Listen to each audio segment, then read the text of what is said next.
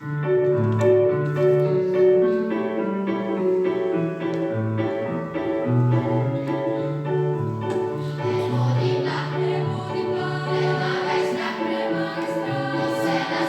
je naokoli in spet je čas, da podelimo priznanje in zlato vrtnico najbolj zaslužnim za promocijo občine Trbovlje. S temi priznanji in zlato vrtnico se vsako leto poklonimo vsem tistim, ki s svojimi uspehi, ki so plod trdega dela, prizadevnosti, zagnanosti in srčnosti, ponesejo ime naše občine po vsej Sloveniji in preko njenih meja.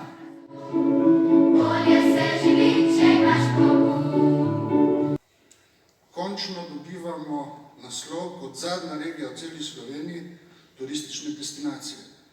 To nam bo omogočilo, da sodelujemo na razpisih, tudi evropskih, do katerih do sedaj nismo imeli dostopa. Drugo leto začenjamo velik projekt, ki mu rečemo Zelena ves.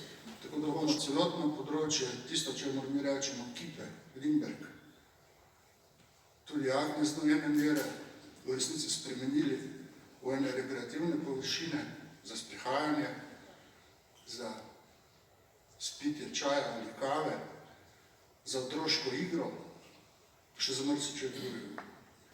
V Hortikulturnem društvu Trbovlje evidentirajo in ocenjujejo urejenost vseh krajevnih skupnosti v naši občini. V tem letu so predloge o urejenosti posameznih predelov krajevnih skupnosti v društvu podali občani. Krajevna skupnost Ivan Keše je lepo urejena. Znotraj nje je vidna pripravljenost in trud posameznikov v mnogih vidikih. V predelu skupnosti, v stanovanjskem blokovskem naselju so zunanje površine redno in zgledno urejene. Priznanja Turističnega društva Trbovlje in občine Trbovlje za leto 2025 je Bogdan Šteh. Čestitamo! Veliko je bilo že povedano, mislim, da temeljno sporočilo, tisto, kar sem jaz tudi zagotovil v teh letih dela v turizmu v Trbovljah, je, da nihče v nekem vakuumu ne dela. Seveda mi je lepo slišati, da je tudi moj prispevek bil opažen in ga smatrate za pomembnega. V prvi vrsti hvala tako mojem zdajšnjem kolektivu Zasavskega muzeja Trbovlje kot tudi prejšnjim sodelavcem v delavskem domu Trbovlje, s katerim sem več kot 10 let soustvarjal to zgodbo. Turistično razvojno društvo Krajinski park Dopovec.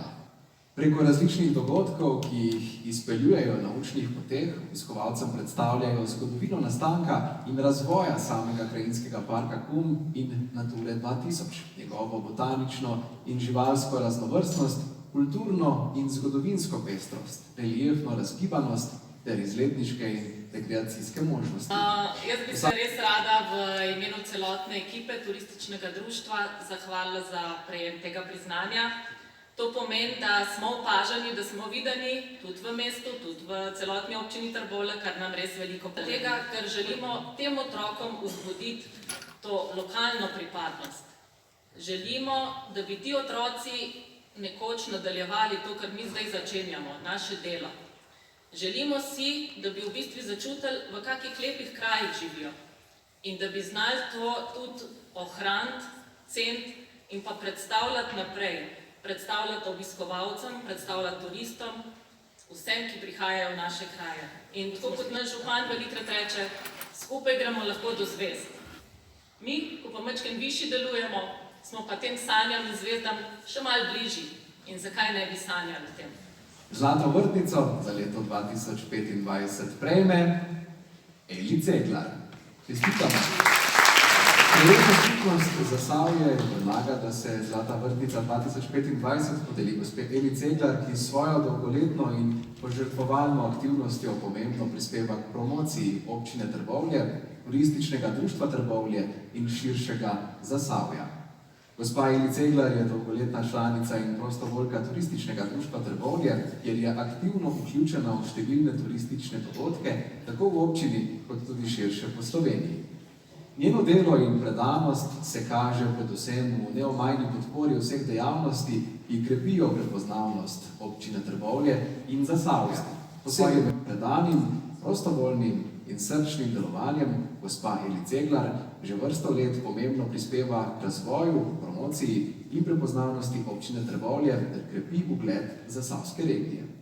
Jaz sem bila tu presenečena, sploh vedela nisem, da ga bom dobila. Dobila sem te prvo priznanje 2017. Jaz sem pa doma rekla, da bom šla te drugič v penzion, pa zgleda, da ne bom šla, da bom mogla še bolj delati, kot sem delala do zdaj. In bom še bolj delala.